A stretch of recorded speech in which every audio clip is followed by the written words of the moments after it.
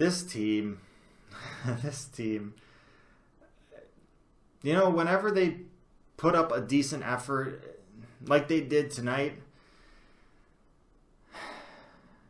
they've had so many quality efforts throughout this season that they just can't find a way to capitalize on. They can't find a way to get 2 points on. There's been so many games. I don't know what to say anymore. It's depressing. Yeah. Woohoo! We are in so weak. Yeah, can't get any better. Hello, welcome to Hawks Recap. Game 54 in the books, and the Hawks lose this one to the Stars at home by a score of 4-2. Stars sweep the season series against the Blackhawks. All 4 games go the Stars' way. The Blackhawks pick up 2 out of possible 8 points against the Stars. That's obviously not good enough. Hawks are now 2-6-2 in their last 10. That's 6 out of 20 points. That's 30% of the possible points. That is Arizona Coyotes' level of points.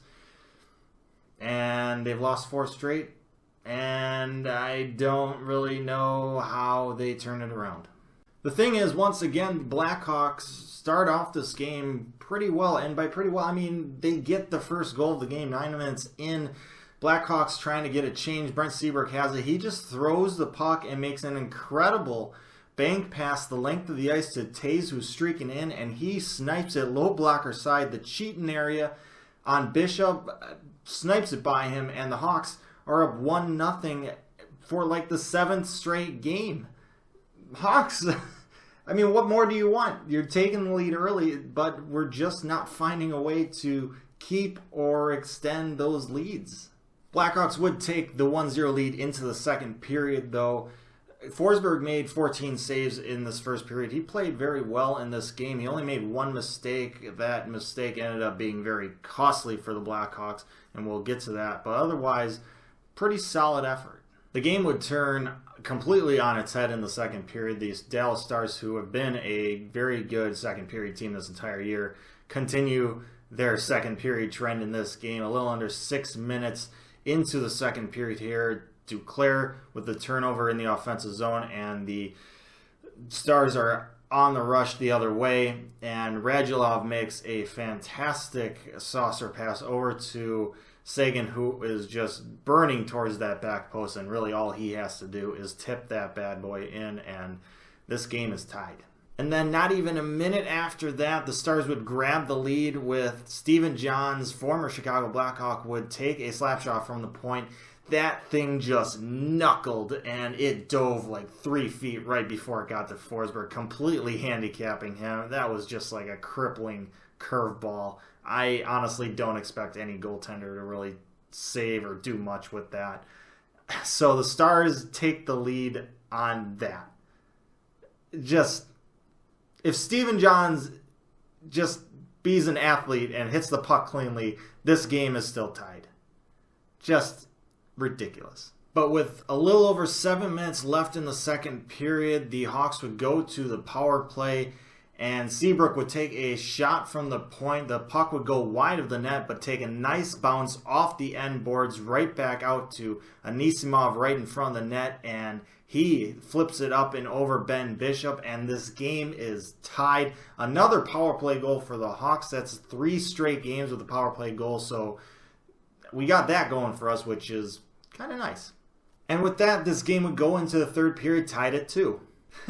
No, and Duncan Keith turns the puck over in the offensive zone. The Stars come back the other way. The puck gets to Pitlick, and he takes a slap shot at the top of the circle and blows it by Forsberg with 4 seconds left in the period.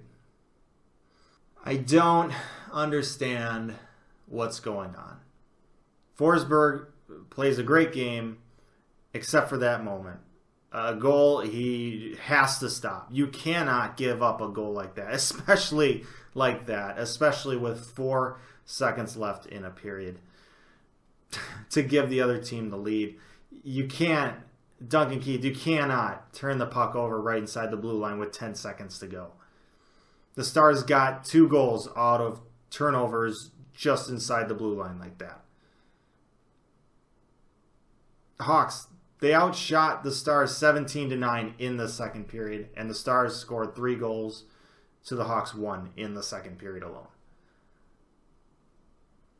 I'm out of words. I don't know how to describe these things because it just seems to happen so often this season. It's like, I don't know. My brain is fried from this. It's mind-boggling. It's unreal. It's ridiculous. It's just, where are the breaks for the Hawks? Why aren't these things going the Hawks' way? That goal with 4 seconds left in the second period would end up actually being the game-winning goal of this game because, of course it would. Third period, the Hawks would try their best to tie this game up, but the Stars just do a really good job. Once they get the lead, they take away shooting lanes, they block shots. They have a huge goalie in net in Ben Bishop, but good luck even getting it to him, let alone getting it past him. The Hawks just seem to not have any lanes to shoot in the third period. They did have a chance with Wingels wide open net right in front. Just has to tap it in, and he misses the net from 2 feet out. Couple that with earlier in the game when Taves had a wide open net from a nice pass from DeBrincat, and the puck somehow slides under his stick, and he doesn't even get a shot off. Like, where are the breaks for the Hawks? I don't understand why they cannot seem to score a clutch goal. It seems so easy for other teams, and yet we can't do it. Time and time again. Sagan would end up getting his second goal of the game with an empty netter, a little under a minute left to go. Stars win 4-2. So, trade deadline's coming up. What should the Hawks do? I'll tell you what they shouldn't do. They shouldn't be going out looking for trades. Unless there is an offer on the table that's just too good to refuse, I just don't see the benefit of changing this team up at this point in time, mid-season. I don't. I think if and when we make changes, off-season's probably the best time to do it. Plus, it's not like the guys that we'd possibly be looking to ship have really been producing at a level that would get a good return from them. All right, so what about Kruger? He just got waived earlier today. No. Not with that contract and not with another year beyond this year tied to that contract. It just doesn't make fiscal sense considering that we'll have to re-sign Duclair, probably. Re-sign a couple other young guys, Hartman being one of them. Who knows about Hossa? I mean, he hasn't retired. He's on long-term IR. We can't guarantee that he won't return. So we need money for that, potentially. In terms of Kruger fitting on this team, third, fourth line center, it's good to see Kampf getting ice time, so I wouldn't take that away from him, especially at this point in the season and how far we are away. And the long shot it is for a wild card. Is he that much of an improvement over Wingels?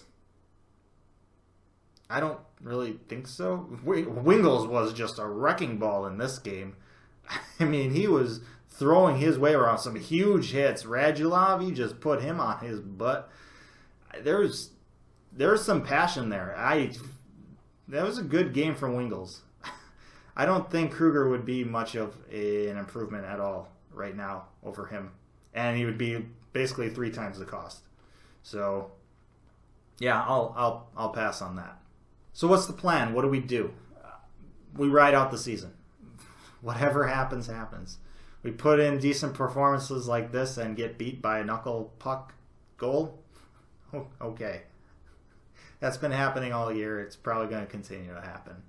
But it's just the reality. It's a tough year. Central Division is stacked, and we're just on the wrong end of it this year. Thanks for watching this episode of Hawks Recap. I hope you enjoyed it. At least I hope you enjoyed it more than the results in this game. Let me know your thoughts on pretty much everything down in the comment section below. Like, share, subscribe. I appreciate it if you do. But most importantly, as always, stay safe, make good decisions, and I'll see you next time.